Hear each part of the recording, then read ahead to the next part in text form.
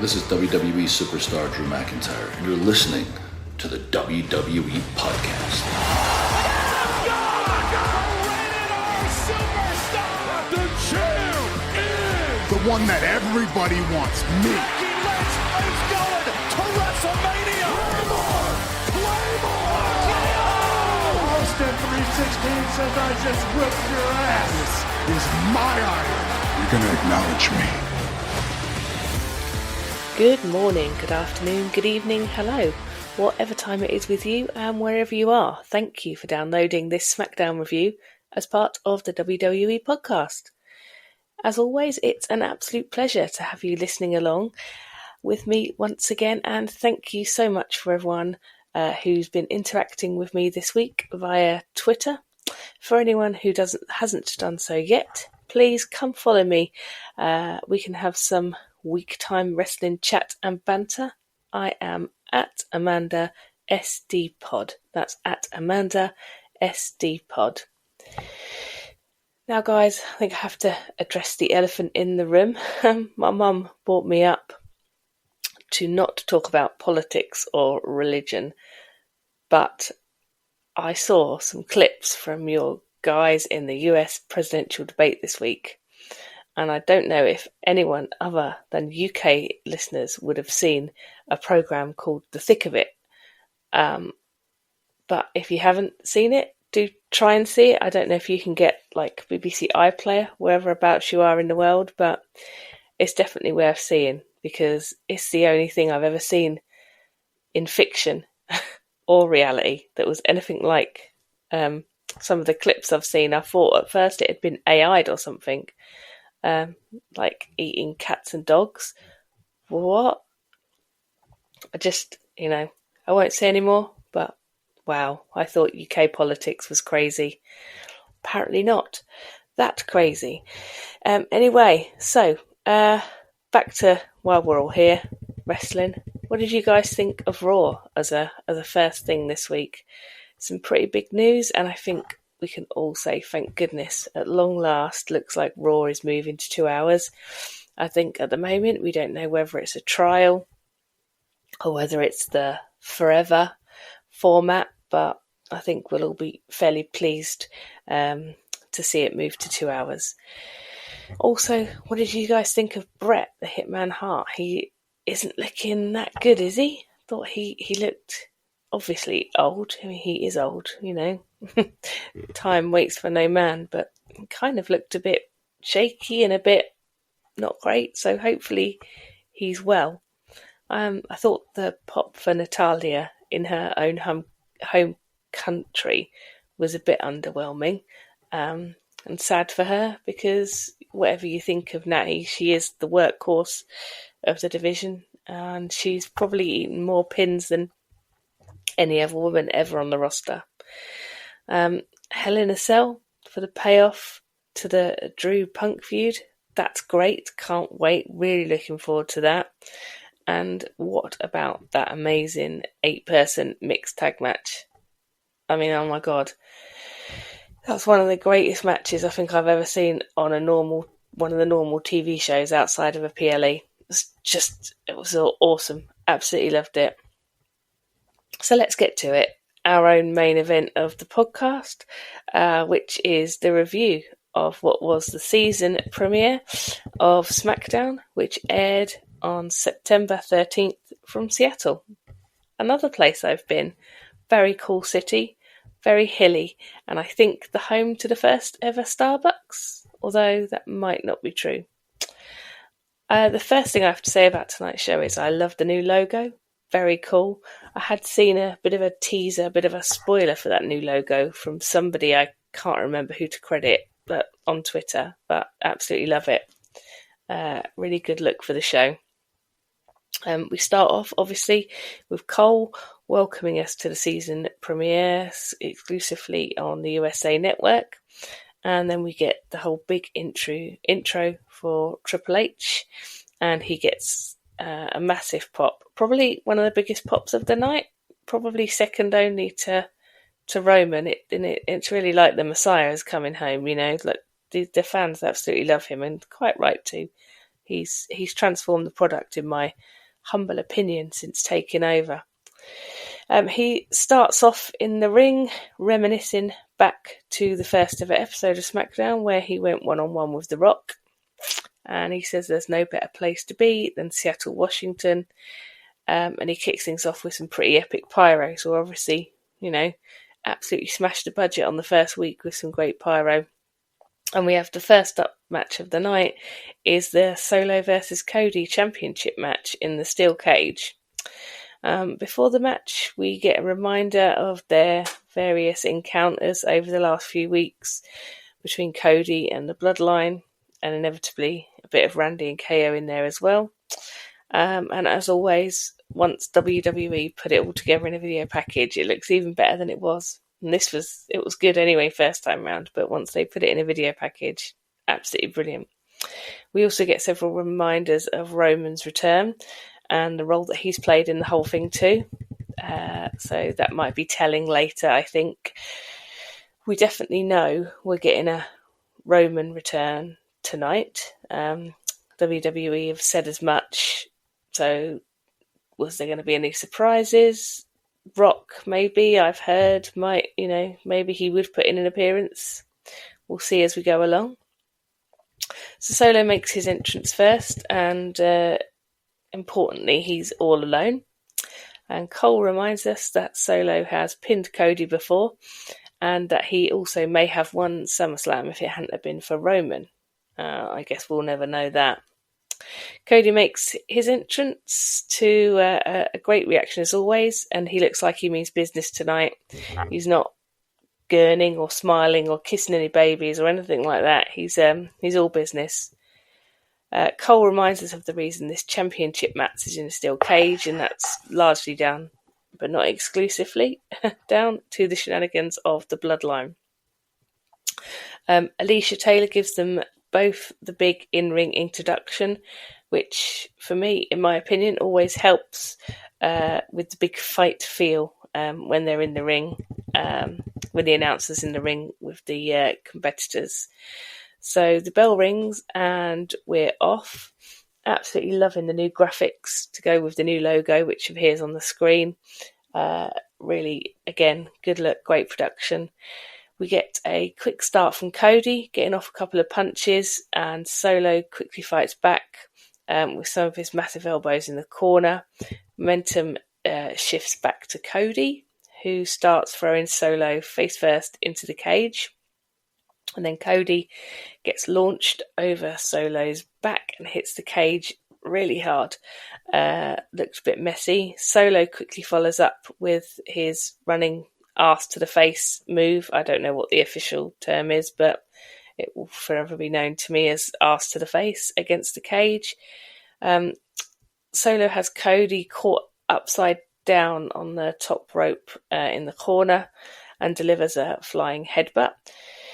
And Cody looks to be in trouble. Solo goes for a second headbutt, but Cody pulls himself clear and attempts to climb up the cage, but is ripped down by Solo.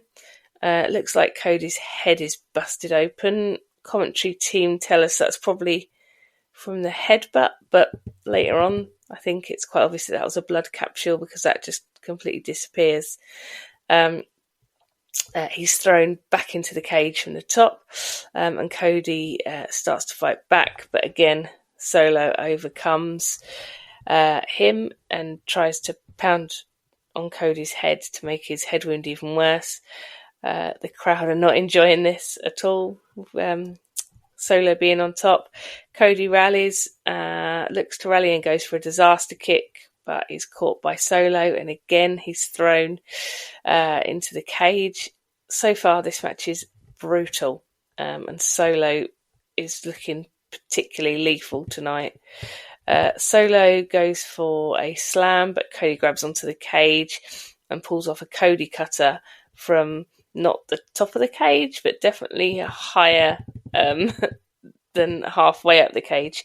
He gets a 2 count and goes to climb the cage again, but again Solo stops him, and now Solo starts to climb. So now we've got both men reaching the top of the cage. Cody manages to bounce Solo headfirst off the cage, but Solo grabs hold of him, performs some kind of neck breaker on Cody from the top.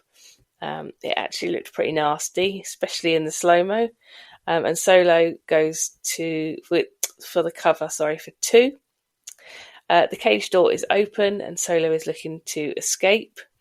But first hits the spinning Solo twice and goes for the cover, which Cody kicks in 2.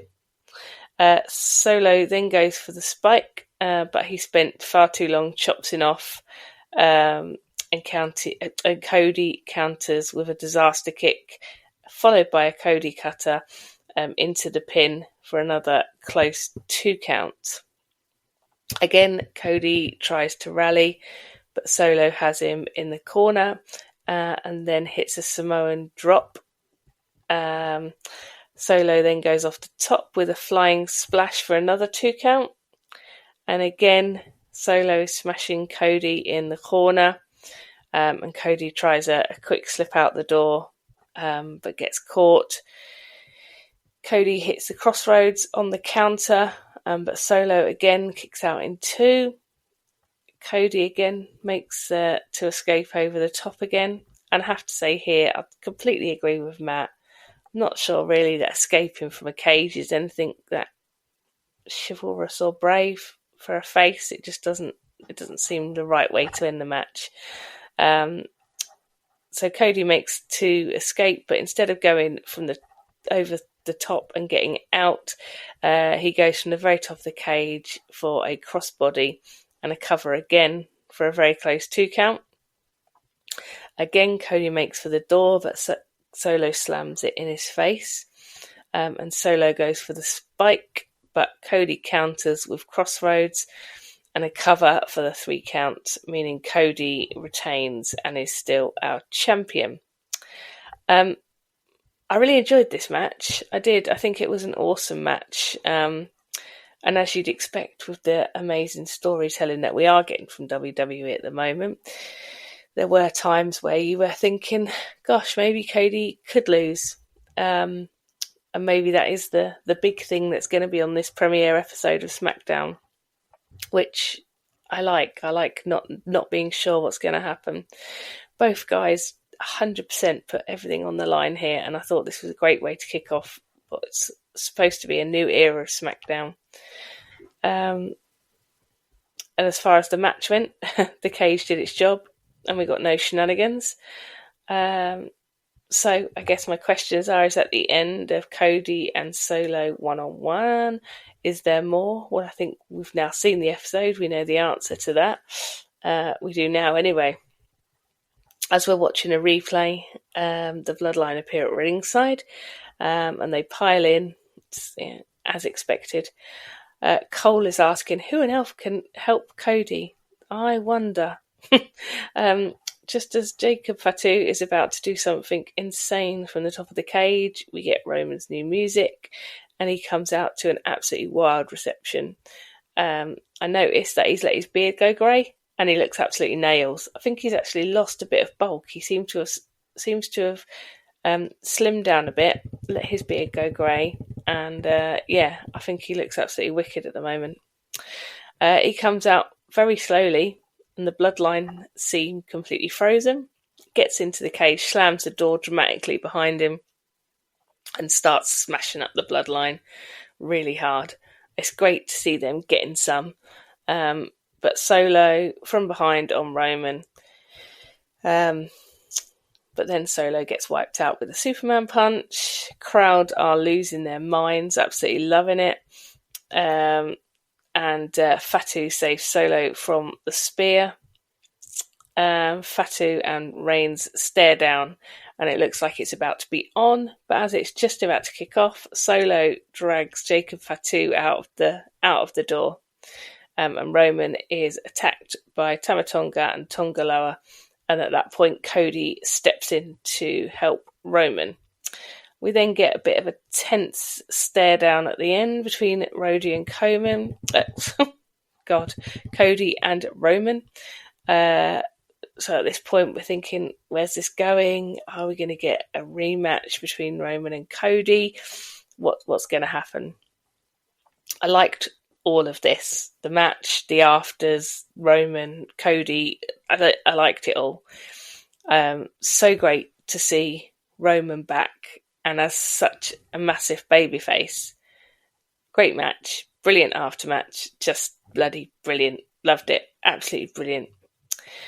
We go to a break after the quickest half an hour I think I've ever seen on WWE TV. I was so into it, it just flew by.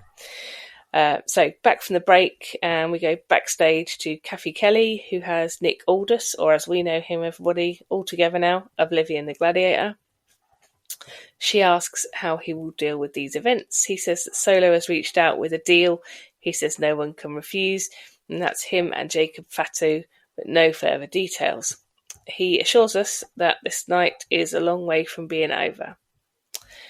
I have to say, I'm really liking the Nick Aldis character as GM. I think, being the authority figure in these WWE scenarios can be really difficult, but he's doing it really well, believable, and feels like most of the time he's probably doing what maybe we might do when we fantasy book the show. So yeah, really enjoying him. I think he's doing a good job. We now go straight into our next match. We have Michin, Piper and Chelsea already in the ring. No entrances. That's rubbish. Michin in charge. First off, dispatches Piper. Manages to knock Chelsea clean out pretty much with a big punch on the outside. Piper, with a pretty amazing suicide dive through the ropes to the outside, absolutely flattens Michin. And then somehow Michin manages a suplex on Piper from the top rope, followed by Eat the Feet and the win for Michin. Piper's nose is busted open, and Chelsea joins in for a post-match beatdown. Chelsea hits Unpretty Hurt on the rubbish can on Michin. I thought this was weird. What was the point? No entrances. Not much happened in the match. It felt rushed. Did they have to cut it short because the Roman Cody bloodline stuff went long? Didn't feel like it did, but I can't believe that's what they had planned. Did they have to finish the match quicker because of Piper's nose? Let's see what comes out after the show, I guess, and see if there's anything on Twitter, because hopefully it'll be something, because that pretty much sucked. We get back from the break and we get a pretty cool package celebrating 25 years of SmackDown. You do forget all the cool moments there's been. And then we go back to the crowd, and RVD is in the crowd, and Vicky Guerrero, excuse me, doing all her shouting and screaming. I love her. I think she's wicked. Now we have our next match, and it's A-Town Down versus KO and his mystery partner. Bets on Twitter, the favourite certainly seems to be Randy, possibly turning heel on KO at some point. Joe Hendry, which seems unlikely. Or Stone Cold seems even less likely, but let's see. Theory and Waller get what I think sounds like a lukewarm response, and then out comes KO to a good pop, as always. And his partner is, I have absolutely no idea. He's very hairy, whoever he is. KO introduces his partner, Ricky. And then I get the point is that we're not supposed to recognise him. He's like a local talent or something. Very hairy local talent. But just as we're about to start, wait a second, a production assistant comes to the ring and says he's here. KO gets rid of Ricky with a stunner, which is a bit harsh, but at least he got his moment in the sun. And out comes Randy. And I think, meh, I'm not really bothered, I've got to be honest. Kind of wish they had made it someone else, but it will be a good match, that's not in doubt. Randy's excellent, but I'm a little bit bored of Randy and KO, which is probably sacrilege, but I am. The bell rings and off we go with Waller and KO in the ring first off. KO straight into it, absolutely battering Waller in the corner. Theory makes the save, but Randy gets into it on the outside. Now KO bashing Waller's head off the announce table. Waller blindsides KO with a big clothesline on the outside and then drops him onto the announce table in the style of Randy. As we come back from the break, Theory's in the ring with KO, who seems to be getting the upper hand, but Theory gets the tag and Waller continues the beatdown. Waller tries to suplex KO, but as per usual, this seems to be a thing that the commentary team are trying to get over. No one can ever superplex KO off the top rope, so he doesn't manage it. A quick tag and Theory is in, but KO continues to fight back, delivering the swanton to Theory. Waller rips Randy off the apron, preventing the tag, and now a double team on KO, but KO kicks in two. KO starts to fight back, taking out both of A-Town down, and Waller again prevents the tag to Randy. KO takes them both out with kick, runs round the ring on the outside, and finally gets the tag to Randy. I wonder why more tag teams don't do that. Why they always try and go straight across the ring when they can quite easily duck out of the ring, get back in the ring. So I liked that. That was good. Randy comes in off the tag, red hot, taking everyone out. Drops them both on the announce table, and he is absolutely rolling. KO back in with a double vintage Orton move through the ropes. Is it called a floating DDT? I think it is. So they pull off a double version of that, and then they get a double RKO and a stunner. Randy with the pin and the win. It's good. Nice visual. It was a decent match. As I said, as I expected, it was a good match, in fact. A nice ending. Randy and KO do make a good team. I know there's a lot of clamour online for Randy to turn heel, and maybe he will. As SmackDown does have a lot of babyface stars, so I guess that would make sense. But I will have to see. It certainly would make things a bit more spicy. And the other element of this is A-Town down, and does the deterioration of Waller and Theory's friendship continue, or is that now considered to be fixed? I guess watch this space. We now go backstage to Nick Aldis and Kathy again. The challenge is Bloodline, Jacob and Solo versus Roman and Cody. Cody comes to the office and says he won't sign the contract. And Nick goes away to speak to Roman. This, to me, makes sense. This is nice. I mean, why on earth would Cody team with Roman? What? Why? He has literally no reason to at all. And he is more than well honoured his rematches and matches and different connotations, etc., to the Bloodline and to Solo. And he's right, it's Roman's problem. I'm pleased that Cody isn't just falling over himself to help Roman, because honestly, why would his character? There's literally no point at all. Now back to the ring. We get Nia Jax coming out. Doesn't look from her outfit like she is set for a match. She tells us that she returned a year ago, and now everyone in the locker room knows why she's an unstoppable force. She said Queen of the Ring was easier, and winning the Women's Championship was even easier. She says that everyone fears her, and everyone should. She says Nick Aldis has told her she will be defending at Bad Blood, but she doesn't know who against, and she doesn't care, because whoever it is, she will annihilate them. Now Bayley comes out, and says she will give credit where credit is due. She has had the best year of her career, but she says the bar was pretty low from her first run, which I actually had a laugh out loud moment too, because that's hilarious, and it's true, right? Bayley said she is happy Nia is confident and that she wants her rematch. Nia says she runs the women's division and she doesn't need a posse to do it, getting in a bit of a dig on Bayley and Damage Control.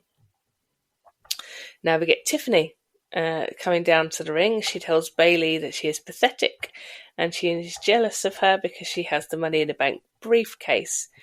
Tiffany says that she only lost because Nia got involved, which brilliantly continues to sow more beautiful doubt between Nia and Tiffany, which is great. So we're in the background just constantly building up the issues between those two. And then out comes Naomi to back up Bayley, basically saying, let's fight, and says it's been a while since she had a title and she quite fancies getting one back. Nia says that since Bayley and Naomi want a match, why don't they tag next week and whoever wins gets the title match. But when they lose, whoever takes the pin has to leave SmackDown. Bayley and Naomi accept, and on her way out of the ring, Tiffany tries a sneak attack on Naomi, who counters with a rear view flooring Tiffany, which was nice. I got to be honest, this is a bit disappointing.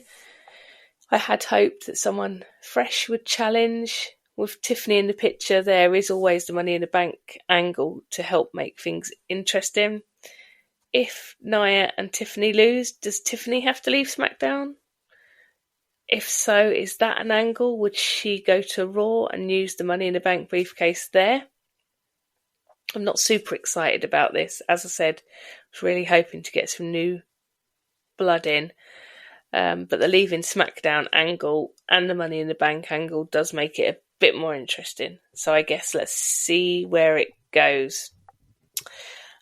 We go backstage now and see Nick Aldis, who says Roman wants to address things after the next match live in the ring, which is cool.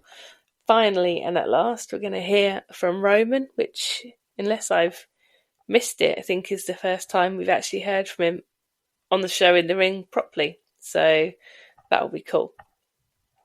Next up, we have a match which I'd forgotten was on tonight, which I was quite excited about. We've got Andrade versus Carmelo in their deciding fifth match of the series.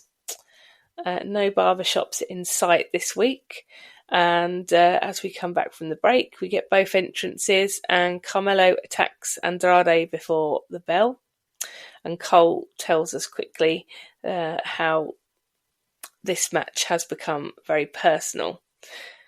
And when the match starts proper, we get Andrade chucking Carmelo through the ropes and a moonsault to the outside, which I think really sets the tone for this match. What a move to be the second or third one of the match. Both men fighting now on the outside. Andrade still with the upper hand. Carmelo joins Andrade as he climbs up to the barricade of the Timekeeper's kind of compound and takes him down, but both men seem to come out of it a bit badly as we go to the break. It doesn't look like it was the best of landings. As we come back from the break, we've got Andrade in charge, but they're both back in the ring. Carmelo reverses the message, and we get a couple of quick covers for both. Carmelo hits the first 48, but Andrade absolutely wallops him with a spinning back elbow and almost gets the 3 count. Andrade remains in charge, goes up top trying to hit his double moonsault, which is a beautiful move, but gets caught by Carmelo's knees up. And now the momentum switches to Carmelo, who goes to the top rope for nothing but net, but Andrade manages to roll out of the way. Andrade hits the Destroyer, and Carmelo kicks out of the cover and looks very much out of it. Melo gets a hand on the ropes to break the cover, and Andrade goes to the top again, but Carmelo moves. Carmelo has Andrade in the corner, and from the top rope, Andrade gets the cover and wins the series, which is great.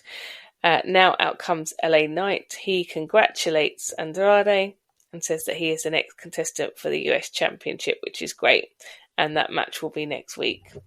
So I don't know what I'm expecting.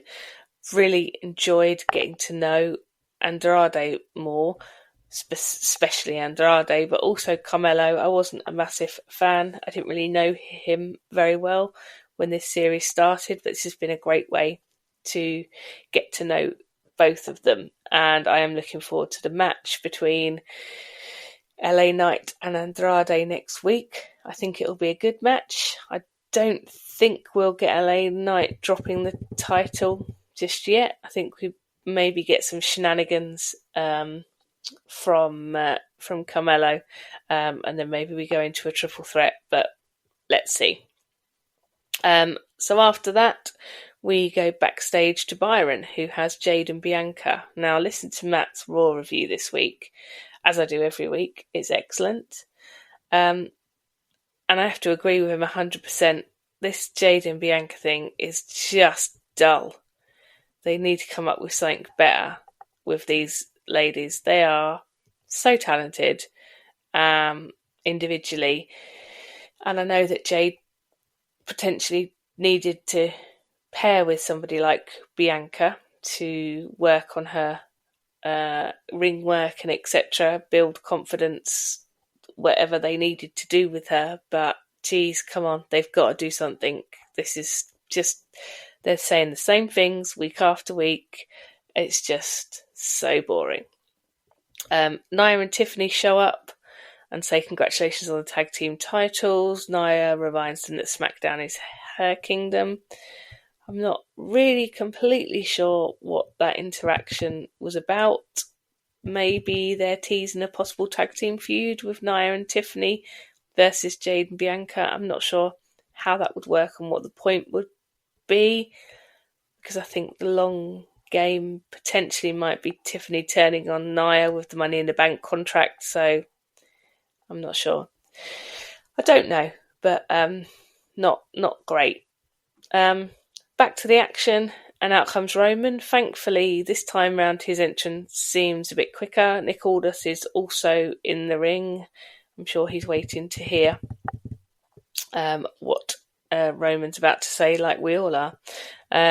Roman puts up his one, and from what I could see from the telly, most of the crowd also seemed to do it as well. They were absolutely loving it, all chanting OTC as well.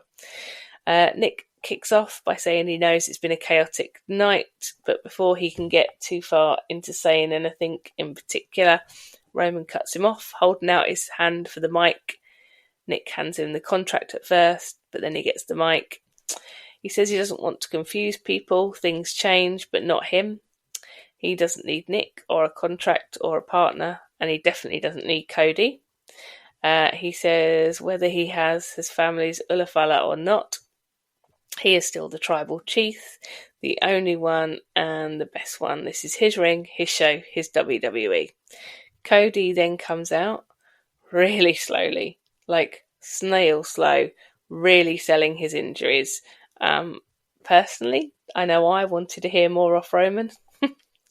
And I think the crowd did too. There was a lot of Roman chants as Cody was making his entrance. I don't have massive issues with Cody. I think I like his character and the work he does.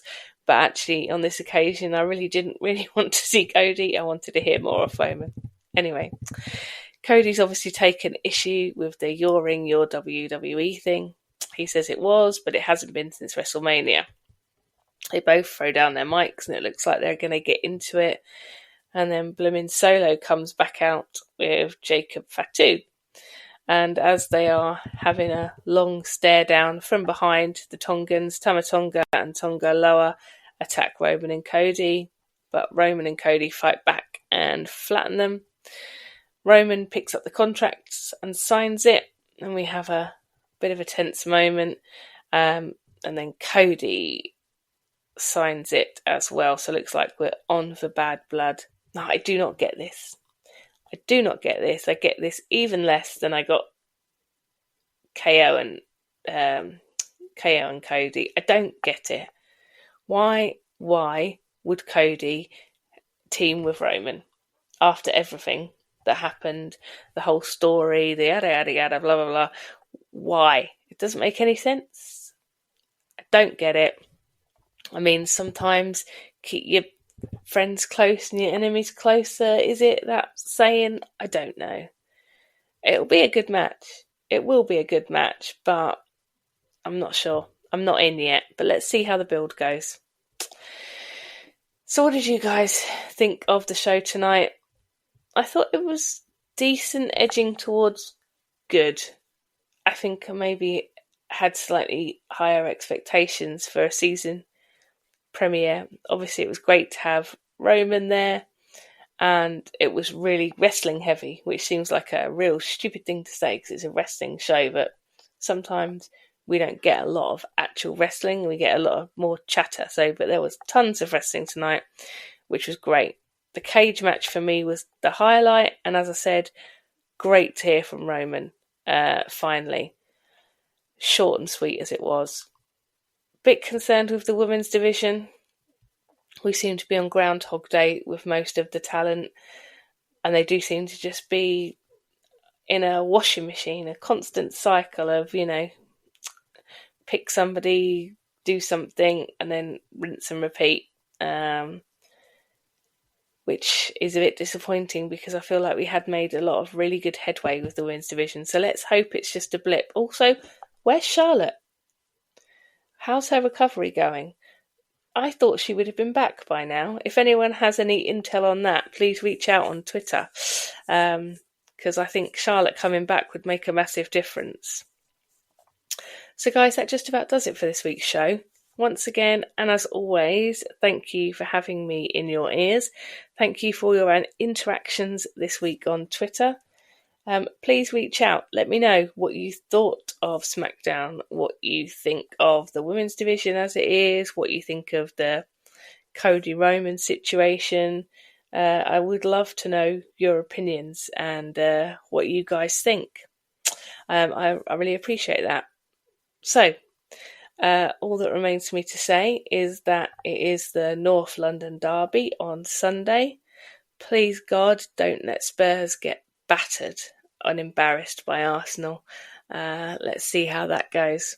And apart from that, I hope you all have a great week. And until next time, remember, be kind. Thanks for listening to the WWE Podcast. Don't forget to subscribe on your favorite podcast app so you don't miss a show, or head to WWEpodcast.com. And for all of these shows ad-free, head over to patreon.com/WWE Podcast. Until then, we'll see you next time.